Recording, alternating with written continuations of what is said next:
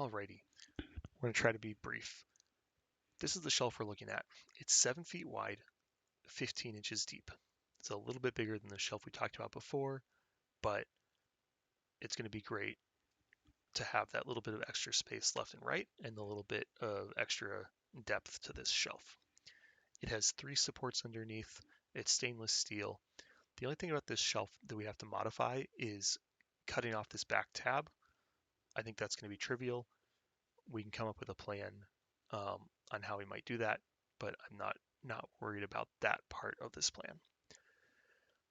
These 3 support brackets are fixed, but this is 7 feet wide, and based on the photo I took, if this is our 6-foot opening, left of our opening, we should have 6 inches left and 6 inches right. So I think we might actually hit these studs on either side. I guess we hit them down here when we go to screw the shelf into the wall. We just have to watch the power line, but not. I'm not worried about being able to get that in the right place. All right. Another detail I want to point out. This is the fabrication guide for the countertop. Corners need to have a radius of 3/8 of an inch. I'm guessing that applies to internal corners. They're not quite clear on that, but I'm guessing that's like if you cut an internal corner, the radius is so it doesn't break. Also, our sink is 18¾ max size, front to back, but the right half of it is 2.5 inches shorter. All right, here is my mock-up. Turn on the interior wall really quick. Boom. All right. So this is our countertop inside. This is our steel shelf on the outside. And I apologize that it's annoying for me to like spin around, but so shelf is centered on the wall, and the sink is in the correct position. The sink here is shown with the maximum hole size, so it won't actually be this big. All right, but that's not what's interesting. What's interesting is the countertop. So we've got the plywood or the OSB and then the drywall. I'm going to turn off this interior wall. Oops. To get that 3/8 radius, we're going to push a little bit of the countertop into the drywall. No big deal. We can grind it out ahead of time to make that trivial. It should just slide right in though. I expect the drywall won't even care. Okay, so that'll let us get the countertop under the window.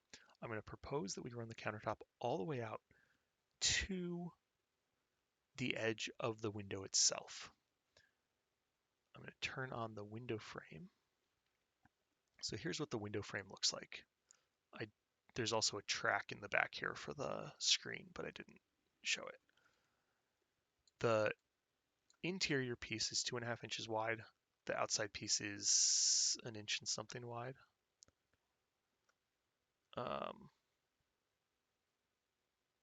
2.5 inch interior jamb thickness, 1.5 inch exterior jamb thickness. So this shows that 2.5 inch interior, 1.5 inch exterior, and then the gap here, or the jog here. Whoops. The jog here, right, where the window sits against that metal. Okay, so the other piece on this I want to note is this 1 inch jamb projection. So this is actually going to stick out ahead of the framing by 1 inch. All right, I'm going to turn off the exterior wall. So we've got our framing. This is that window piece that sticks forward 1 inch. So I'm going to propose the countertop come all the way out to the front edge of this window frame itself. That way when the window is shut, um, it fully covers the countertop, like the sun's not going to hit it and yellow it. Also, the we're going to get a great seal here on these two. Um, because that countertop is going to be perfectly level um, as the door comes down on it. So these will seal against the quartz. The quartz will stop right here at the front edge. Then on the exterior, we can mount that shelf. Because of that 1 inch offset, our shelf will sit, ahead of, turn the exterior wall again, possibly even like in front of the siding, and we can put blocking here to solve that. Um, but the other benefit is those triangular legs, because we sit forward of the 2x4, we can block them at a very slight incline so that this shelf actually, like, over the 1.5 inches, or sorry, over the 1.5 feet, it'll lose, just enough slope that it'll shed water. So that's kind of the plan. Would love to know your thoughts.